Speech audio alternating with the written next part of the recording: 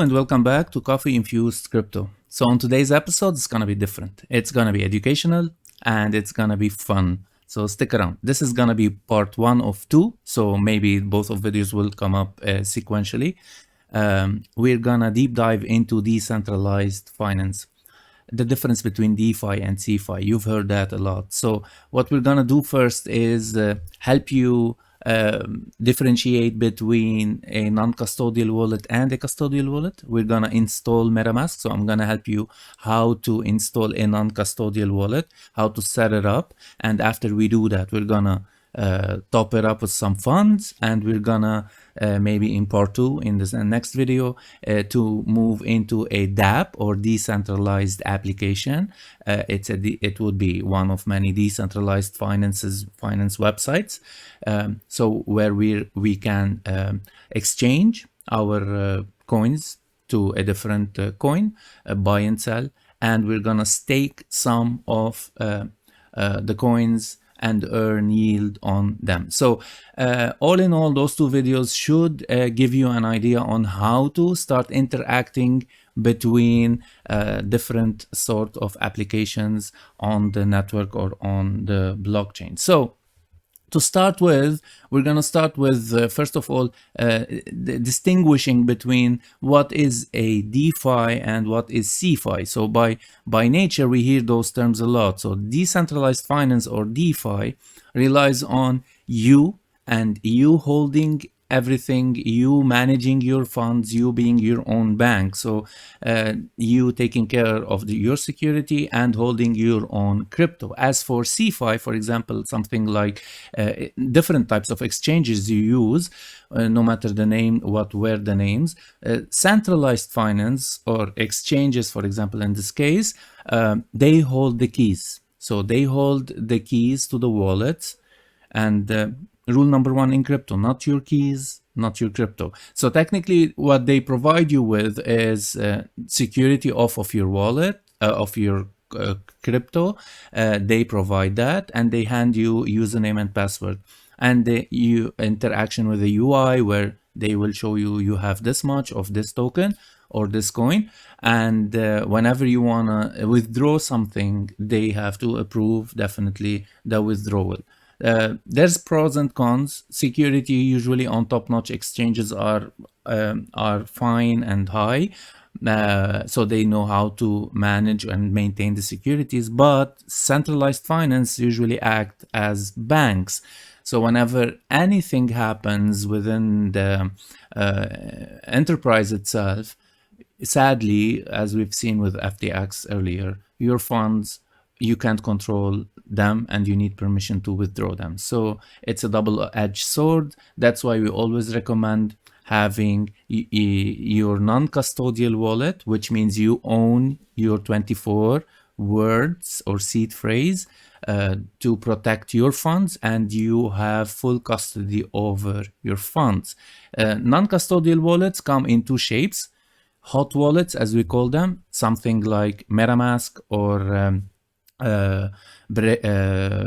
let's say Trust Wallet, or different types of application wallets where they would be in form of mobile apps or a browser plugin here. And that's what we're gonna do. We're gonna interact with a browser plugin. That would be a hot wallet. And the other type of wallets you have are wallets like Ledger and Trezor. Those are called hard wallet or cold storage wallets. So those come with enhanced security features where it's always safer to have one, definitely if you are invested in crypto for a while. So start playing around with hot wallets, but definitely consider getting a cold storage wallet. The difference between both, we'll keep that for another video. So if you like to know more, leave me a comment in the comment section below, and I will dedicate a video on that. So that was a brief introduction between cold wallets, hot wallets, centralized finance, decentralized finance. So grab your cups of coffee. Let's dive into installing, first of all, our non-custodial wallet, which is Metamask in this case. and everything or all the links will be down in the link section. And I will cut this video into sections where you can jump into a different section if you already know one or more than one of the sections. So first of all, we're going to start with Metamask, and the website is metamask.io, and I'm going to leave a link in the description, and you install it for your browser. So that's what I'm doing right now. I'm just grabbing a fresh new Metamask, adding it to my browser as an extension, and approving the download. So when we do that, the download will start definitely, and it will finish in a second, and then we can proceed to step number 2. So here we have our download almost done.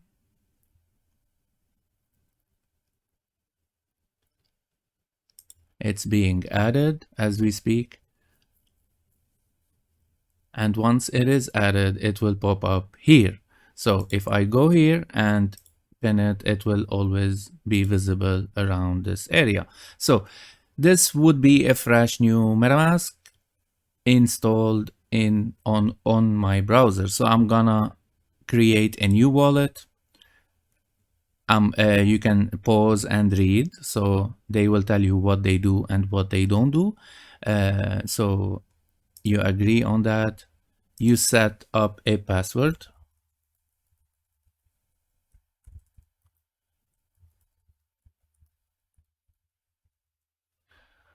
That would be the access password to the interface, and that has nothing to do with the seed phrase, which we're gonna jump into next.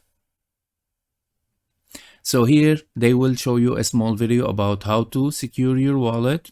So the thing is, now they will provide you with 24 letters, and those words, 24 words, and those words are your seed phrase. That's what we call seed phrase. Those act as a password to back up this wallet onto any other different type of wallets. Doesn't matter. So the most important thing to preserve is those 24 letter or 24 word seed phrase.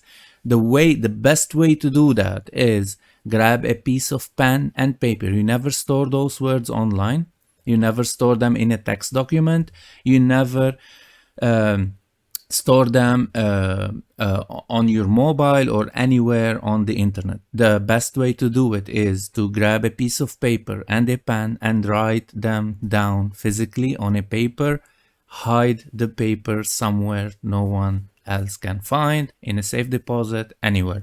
So the best way I like to do it is splitting that into 2 pieces of paper and splitting 12 words on each piece of paper and having 2 copies of that. So I'll have in total 4 pieces of paper with 2 copies, 12 per 12. So 1 piece of paper wouldn't decrypt my wallet, and of course hide them separately on different locations. And in case one of the pieces got ruined or for any reason it was lost, you still have a backup set of 2 pieces of paper. So, and if one of them falls into the wrong hands, they can decrypt your wallet. So take that as one way of doing it, and you can do you can do it however you feel like, but never store them online. So remind me, here we have like secure my wallet. It's recommended, so we go by that. Make sure nobody is looking, because now they're gonna give me the 24,